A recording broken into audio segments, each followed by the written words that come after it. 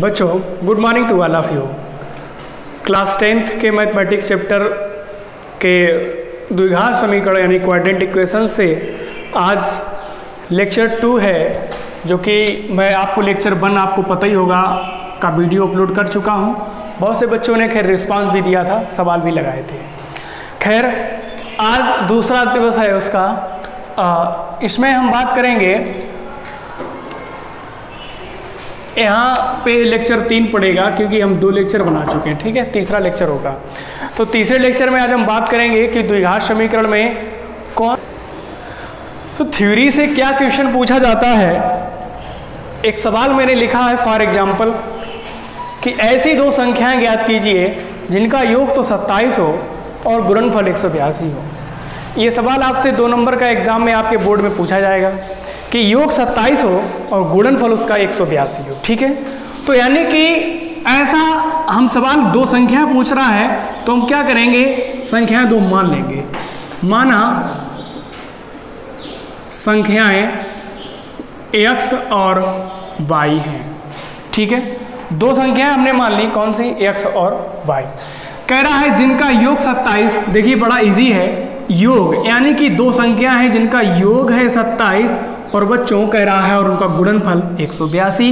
It means x into y बराबर 182। इसे हम समीकरण 1 डाल सकते हैं, किसी को एतराज नहीं होना चाहिए। दूसरी बात है समीकरण 2 है ये, चलो इसे हम थोड़ा और सॉल्व करते हैं। अगर हम चाहें तो x की वैल्यू निकाल सकते हैं 182/y, इसे डालने समीकरण नंबर 2। क्या करेंगे, इस x का मान उठा के समीकरण 1 में रख देंगे, हमारा आंसर आने लगेगा। तो लिखेंगे x का मान समीकरण 1 में रखने पर, हम मान को बेटे प्रतिस्थापित कर रहे हैं, प्रतिस्थापन विधि से लगाएंगे तो 182/y क्या हो गया, x की जगह हो गया, प्लस y को y लिख देंगे बराबर 27 अपान 1 करो। अच्छा एलसीएम लेंगे, क्या आएगा, 22 आएगा, y आएगा, गुणा कराएंगे तो 182 प्लस y² बराबर 27। देखो बटे करके क्रॉस मल्टीप्लाई करा सकते हैं, और कोई चारा नहीं है। क्रॉस मल्टीप्लाई कराएंगे बेटे क्या आएगा, 182 प्लस y² और 27 का y में कराएंगे 27y। अब देखो, अब आपको यहाँ पे मिल रहा है एक समीकरण, इस समीकरण को थोड़ा हम सीरियस लिखेंगे। देखो y² को पहले लिख दिया, कोई दिक्कत नहीं होनी चाहिए। 27 को इधर लाएंगे, किसका हो जाएगा, माइनस का, और इधर क्या लिखे हैं, प्लस के 182 बराबर में क्या है, 0। अब तुम्हारा द्विघात समीकरण बन गया।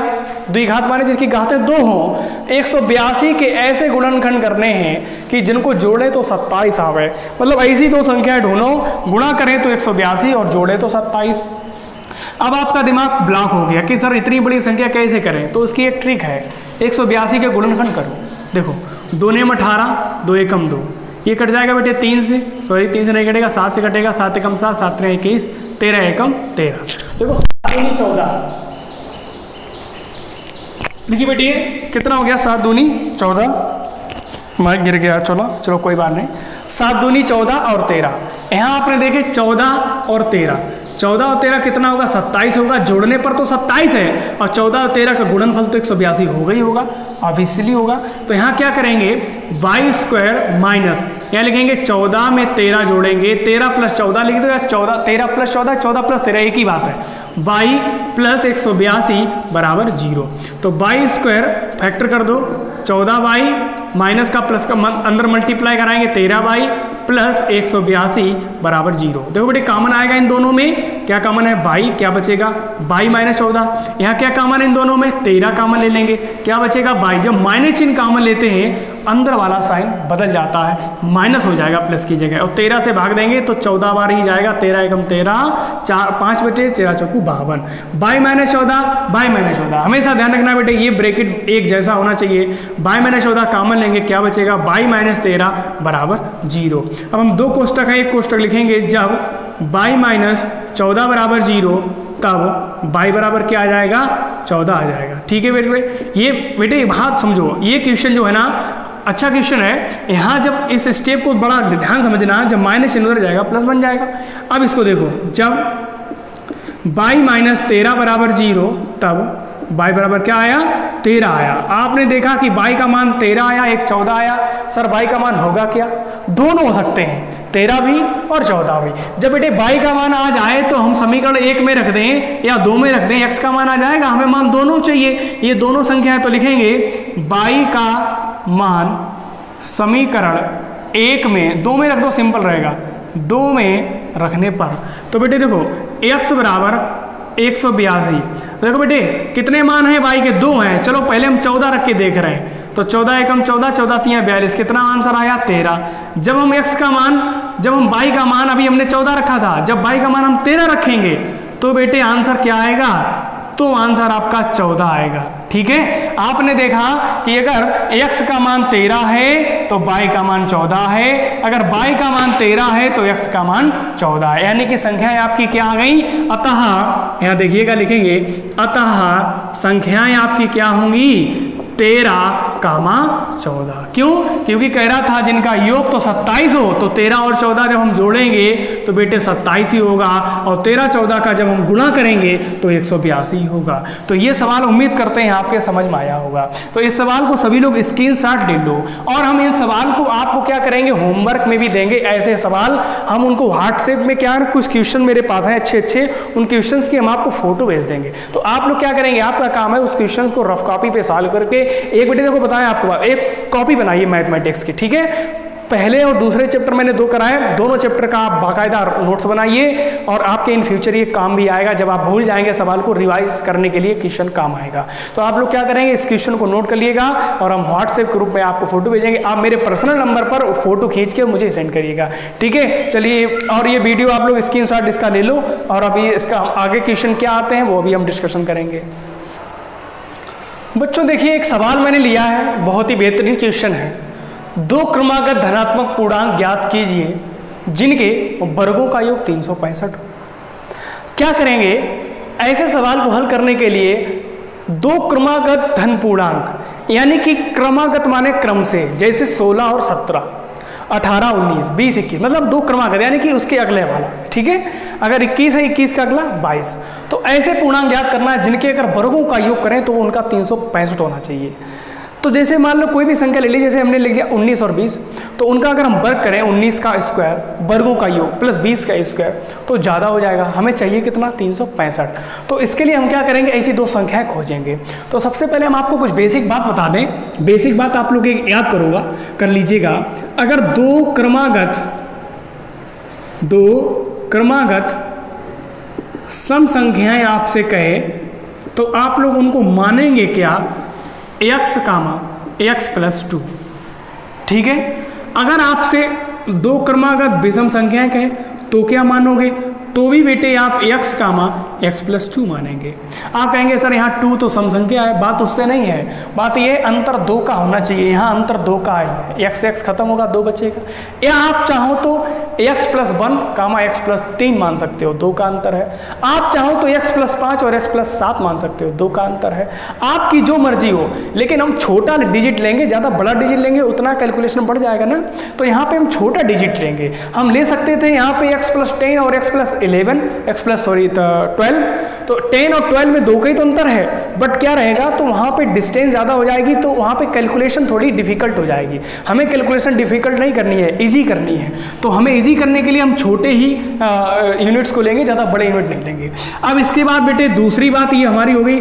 तीसरी बात आपसे एक पूछ सकता है, 2 क्रमागत, कह दे कि 2 क्रमागत संख्याएं या 2 क्रमागत पूर्णांक की बात कर दे तो कोई बात नहीं, पूर्णांक ही है, x, x + 1। अगर 2 क्रमागत संख्या की बात कर दे तो x, x + 1 ही होगा, क्योंकि इसमें बेटे क्रमागत माने एक क्रम से, यानी कि 1 के बाद x के बाद 1, या 1 10 के बाद क्या आता, 11 आता, 1 का अंतर है। x के यहाँ x और x से कट जाएगा, क्या है 1 है, कितने का अंतर है, 1 का है। तो कुल मिला के अगर क्रमागत संख्या कहता है 2, अगर 3 कह देता तो क्या मान लेते, तो बेटे इसमें 1 और जोड़ दे, यानी कि 1 और 1 2। इसमें अगर कहता तो इसमें हम 4 कर देंगे, इसमें भी हम 4 कर देंगे। ठीक है, ये 3 संख्या हो गई। तो इस तरीके से जितनी संख्या कहेगा आगे हम बढ़ावे चले जाएंगे। तो सवाल इसको आप लोग स्क्रीनशॉट ले लो, इसका काम में आएगा। ठीक है, अब बात क्या कह रहा, 2 क्रमागत धनात्मक पूर्णांक, यानी कि धनात्मक पूर्णांक बेटे 2 होते हैं, माइनस के और प्लस के। धनात्मक की बात कर रहा तो यानी यही वाली संख्या में लेनी है, x, x + 1। तो हम क्या करेंगे, इसी क्वेश्चन से करेंगे। तो लिखेंगे कि माना क्रमागत धनात्मक पूर्णांक। तो बेटे हम क्या मान लेंगे, x कामा x प्लस 1। अब सवाल क्या कह रहा है, जिनके वर्गों का योग 365 हो। सवाल बहुत ईजी है, वर्गों का योग यानी कि प्रश्नानुसार हम यहाँ लिख देंगे अकॉर्डिंग टू क्वेश्चन, वर्गों का योग यानी इसका वर्ग और इसका वर्ग, दोनों के वर्गों का योग, योग माने प्लस, वो बराबर में कितना है, 365 है। जिसने ये बात कर ली, जिसने ये बात समझ ली, वो पूरा सवाल समझ गया। इसके आगे कुछ नहीं, बस कैलकुलेशन है। क्या कह रहा था, दोबारा समझ लो, जिनके वर्गों का योग यानी कि ये दो संख्या हैं, इनके वर्गों कर दो, उसका योग करेंगे, बराबर कितना है, 365 है। कहता उसका अंतर तो यहाँ माइनस कर देते, कहता उसका गुणनफल तो यहाँ गुणा कर देते।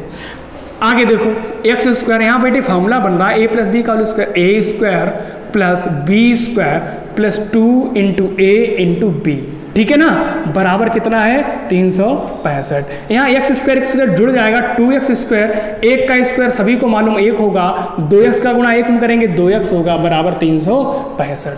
अब देखो बेटे 2x स्क्वायर वैसे लिख दिया, ये 2x जो है इसे हम यहाँ लिख दे रहे हैं, थोड़ा सही से लगेगा।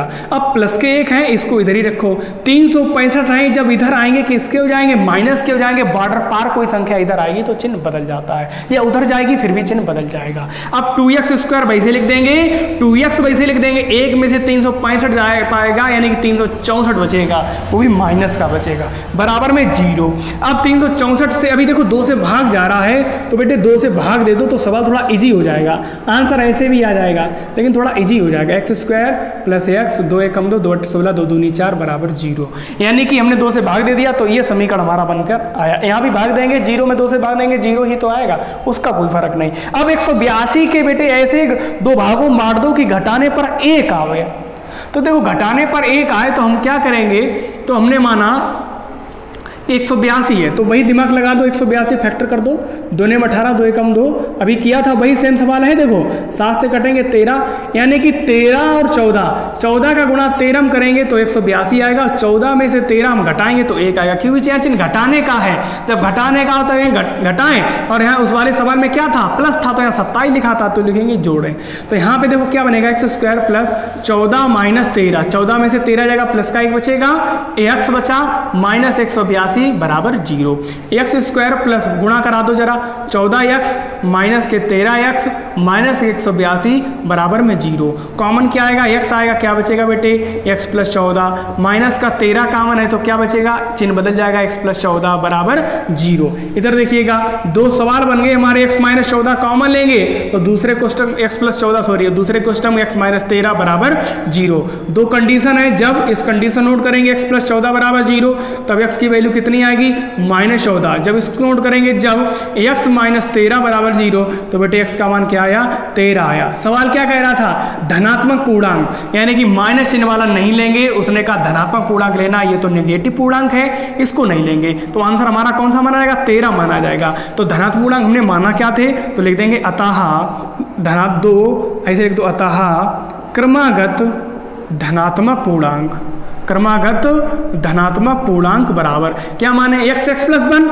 तो बेटे 13 आया है, 13 में 1 जोड़ देंगे, क्या आ गया, 14 आ गया। तो 13 का, अब देखो 13 और 14 दो संख्या कैसी हैं, क्रमागत ही तो हैं, और धनात्मक भी है, प्लस की भी है, और जिनके वर्गों के 365। अच्छा ये देख लो सर सही है या गलत है, ऐसा तो नहीं है गलत आंसर आया हो। तो क्या करेंगे, 13 का स्क्वायर प्लस 14 का स्क्वायर, ये करके देख लो 365 ही आना चाहिए। 13 का स्क्वायर सभी बच्चे को पता है 169 होता है, और 14 का 196 होता है। इन दोनों को जब हम जोड़ेंगे 9 6 15, 9 1 10 6 16, 1 1 2 1 3, 365 आया। वही तो कह रहा था बेटे कि जिनके वर्गों के 365 हो। तो ये सवाल बहुत इजी था, तो इस तरीके से हमारा आंसर फाइनली ये माना जाएगा। उम्मीद करते हैं ये आपको सवाल समझ आया होगा, ठीक है। तो आप इस सवाल को स्क्रीनशॉट लेके नोट कर लेना, इसके बाद हम आपको होमवर्क के लिए सवाल देंगे, वो भी आप नोट करना, वो मुझे करके जरूर देना, तो मुझे पता चले आप लोग इंटरेस्टेड है पढ़ने के लिए, ठीक है। चलो आगे बढ़ो स्टूडेंट्स। ये जो क्वेश्चन मैंने लिया है मोस्ट इंपॉर्टेंट क्वेश्चन है, कॉम्पिटिटिव एग्जाम में भी आता है। बस क्या है, कॉम्पिटिटिव एग्जाम में सवाल थोड़ा छोटा कर दिया जाता है, लेकिन हम आपको सवाल थोड़ा बड़ा करके बताएंगे। क्या कह रहा है, 3 वर्ष पूर्व रहमान की आयु का व्युत्क्रम। आयु वाले सवाल बहुत से बच्चों को कठिन लगते हैं, क्यों लगते हैं? क्योंकि वो लैंग्वेज को नहीं पढ़ते हैं। अगर आपने लैंग्वेज को समझा तो बेटे वादा है मेरा, आपको ये सवाल बहुत ईजी लगेगा। देखना कितना अच्छे तरीके से मैं बता रहा हूँ। 3 वर्ष पूर्व रहमान की आयु का व्युत्क्रम और अब से 5 वर्ष पश्चात आयु के व्युत्क्रम का योग 1/3 है, तो उसकी वर्तमान आयु क्या है? तो बेटे वर्तमान आयु हम लोग मान लेंगे, लिखेंगे कि माना उस बच्चे की, रहमान की वर्तमान आयु क्या मान लेंगे? हमने मान लिया x, y, z, p, q, कुछ भी मान, जैसे ही आपकी इच्छा, जैसी श्रद्धा, है ना। तो x वर्ष है बेटे। अब सवाल को पढ़ो, 3 वर्ष पूर्व, मतलब अभी अगर कोई बच्चा 10 साल का है, मान लीजिएगा रहमान 10 साल का था, तो 3 साल पहले कितने का होगा? साफ सीधी बात है 7 साल का होगा। तो बेटे यहाँ अगर 1 साल का है तो 3 साल पहले कितने का होगा? x - 3 का होगा। भाई हम घटा तो सकते नहीं, 10 हो तो 3 घटा लिया 7 बता लिया, 15 हो तो 3 घटा दिया 12 बता दिया, लेकिन किंतु परंतु x है तो x में से 3 घटाएंगे तो क्या बचेगा? x - 3। तो सवाल क्या कह रहा? 3 वर्ष पूर्व रहमान की आयु का व्युत्क्रम। तो बेटे लिखेंगे 3 वर्ष पूर्व रहमान की आयु, तो साफ सीधी बात है, बोलो कितनी हो जाएगी? साफ सीधी बात है, कितनी हो जाएगी? x - 3 हो जाएगी। कितनी बेटे? x - 3। तो हम यहाँ लिखेंगे x - 3। अब क्या कह रहा? अब से 5 वर्ष पश्चात, अब से 5 वर्ष पश्चात यानी हमारे वर्तमान से। लेकिन हाँ एक बात और, यहाँ पे क्या कह रहा? रहमान की आयु का व्युत्क्रम। व्युत्क्रम माने बेटा होता उल्टा, यानी कि 3 वर्ष जो आयु थी उसका उल्टा। जैसे मान लो 3 वर्ष बाद उसकी आयु मान लो अभी 20 साल का है, 3 साल पहले कितने का होगा? 17 का। उसका उल्टा कितना होगा? 17 का उल्टा बेटे 1/17। उल्टा का मतलब 17 का उल्टा 71 नहीं हुआ, 17 का उल्टा माने 1/17। तो इस तरीके से तो क्या करेंगे? 3 वर्ष पूर्व रहमान किया x, तो यहाँ लिखेंगे उसका जो व्युत्क्रम होगा बेटे, व्युत्क्रम में क्या होता है? उल्टा हो जाता है 1 ऊपर। तो सर ये 1 कहाँ से आएगा? अच्छा एक बात बताओ, 4 जिसका कोई नहीं उसका 1 होता है, जब इसका उल्टा करोगे 1/4। इसी प्रकार इसके भी /1 है, जब ऊपर कर दोगे क्या आ जाएगा? 1/x - 3। उल्टा का मतलब यही होता है। आगे क्या कह रहा है? अब से 5 वर्ष पश्चात जो काम आपने यहाँ किया वही काम यहाँ लिख दो। लिखो 5 वर्ष अभी पूर्व था, अब बेटे है 5 वर्ष पश्चात यानी कि बाद में। तो बेटे 5 वर्ष पश्चात रहमान की आयु बच्चा बता देगा। अगर अभी x साल का है कोई बंदा तो 5 साल का कितने का हो जाएगा? x + 5 का हो जाएगा। उसका भी व्युत्क्रम करना है, जिस प्रकार ये किया था तो बेटे इसका भी व्युत्क्रम किया जाएगा 1/x + 5। अब सवाल की तरफ देखो, क्या कह रहा था? का योग। सवाल देखो, एक स्टेप हम आपको बताएंगे। का योग यानी इसका व्युत्क्रम और इसका व्युत्क्रम, यानी कि 3 साल पहले का व्युत्क्रम और 5 साल बाद का व्युत्क्रम 1/3 है। उसका योग तो लिखेंगे अकॉर्डिंग टू क्वेश्चन, प्रश्नानुसार 1/x - 3 प्लस 1/x + 5। क्यों? क्योंकि कह रहा था योग वो कितना है? 1/3 है। बस जिसने ये कर लिया उसने अब सवाल पूरा कर लिया। एलसीएम लेंगे बेटे, क्या आएगा? एक कोष्टक में x - 3 और एक कोष्टक में x + 5। एलसीएम में मतलब यही दोनों चीजें नोट कर दो। x - 3 से x - 3 खत्म, जब भाग देंगे क्या बचेगा? x + 5। उसका गुणा 1 में कराएंगे तो वही संख्या आएगी। x + 5 x + 5 खत्म, क्या बचा? x - 3। x - 3 का 1 गुणा कराएंगे x - 3 और बराबर में क्या चल रहा है? 1/3। अब यहाँ से बच्चा जानता होगा x और x कितना हो जाएगा? 2x हो जाएगा। 5 में से 3 घटेंगे, क्या बचेंगे? प्लस के 2 बचेंगे। नीचे बेटे गुणा करा दो। अच्छा x का x में कराएंगे x², x का 5 में कराएंगे प्लस का 5x, माइनस 3 का x में कराएंगे माइनस के 3x और -3 का 5 कराएंगे तो 3 × 15 बराबर में क्या चल रहा है? 1/3 चल रहा है। अब देखो यहाँ पे थोड़ा जगह कम है, इधर देखिएगा। यहाँ पे 2x + 2 इसको माइजिटी नोट कर देंगे, कुछ भी मत करो। नीचे क्या करेंगे? x² प्लस के 5 में से 3 गए, कितने बचेंगे? 2x और माइनस के 15 बराबर 1/3। क्रॉस मल्टीप्लाई कराएंगे, 3 का गुणा इसमें उसका गुणा इसमें। बोलो x² + 2x माइनस के 15 बराबर 3 का 2 में कराएंगे, 3 दूनी 6x और 3 दूनी 6। अब बरादरी वालों को इकट्ठा करेंगे। बरादरी कैसी? x² x वाले अच्छा ठीक है। तो देखो x² प्लस के x² अकेला है, लिख दो, प्लस के 2x माइनस के 6x इधर आएंगे, माइनस के हो जाएंगे, प्लस के थे तो बेटे इधर माइनस के 15 प्लस के 6 इधर लाएंगे, माइनस के बराबर में इधर क्या बचा? 0 बचेगा। तो x² 6 में से 2 गए, 4 बचेंगे, लेकिन माइनस के बचेंगे क्योंकि माइनस चिन्ह है इधर। 15 6 21 बराबर 0। अब देखो फैक्टर बन गया, द्विघात समीकरण बन गया। 21 के बेटर घटाने पर 4 आवे, सभी मालूम है 7 तियां 21, 7 में 3 के 4। अब आगे का सवाल आप सभी लोगों को पता है, तो हम क्या करेंगे, पूरा सवाल नहीं करेंगे, जो मान आएगा x के 2 मान आएंगे, ध्यान देना, जब तब करके आते थे x के 2 मान, एक मान नेगेटिव होगा या एक मान आपका पॉइंट में होगा, वैसे नेगेटिव मान आएगा आंसर में, तो नेगेटिव वाला छोड़ देंगे क्योंकि उम्र कभी ऋणात्मक नहीं होती। जैसे आंसर आया x बराबर -3, तो बेटे -3 ये कभी उम्र आपने सुनी है कि आपकी उम्र -3 है? आप कहेंगे उम्र नहीं -3 नहीं सर, आप कहेंगे उम्र आपकी 7 साल है, 10 साल है, 20 साल है, कभी ये नहीं कहोगे सर माइनस की 20 साल है ना। तो क्या है ना, x का मान एक माइनस आएगा तो बेटे वो अमान्य होगा, क्योंकि लिख देंगे चूंकि उम्र कभी ऋणात्मक नहीं होती, इसलिए जो प्लस का होगा वही आंसर आएगा। जो आंसर आएगा आप लोग कमेंट बॉक्स में कमेंट करेंगे, ठीक है बेटे। तो ये आप लोग नोट कर लीजिएगा, बहुत इंपॉर्टेंट क्वेश्चन है, मैं डाल भी दे रहा हूं यहाँ पे इंपॉर्टेंट क्वेश्चन। अब आप लोग इसको स्क्रीनशॉट लेके साफ करिएगा। अब हम आपको होमवर्क देंगे, वो होमवर्क आप सभी लोग मुझे व्हाट्सएप पहले ग्रुप पे पर्सनल वाले नंबर पे सेंड करिएगा, हम देखेंगे कौन बच्चा पढ़ रहा है कौन बच्चा नहीं पढ़ रहा है। सब आप लोग सभी नोट्स बनाइएगा, सबकी कॉपी बनाइएगा, जिससे पता चलता रहे, आप जब भविष्य में आप जब भूल जाएंगे कोई बात तो आपको याद तो आएगी कि सर ने इस तरीके से सवाल लगाया था। ठीक है, आज के लिए बेटे इतना काफ़ी है। Thanks for watching the video, thank you so much, bye.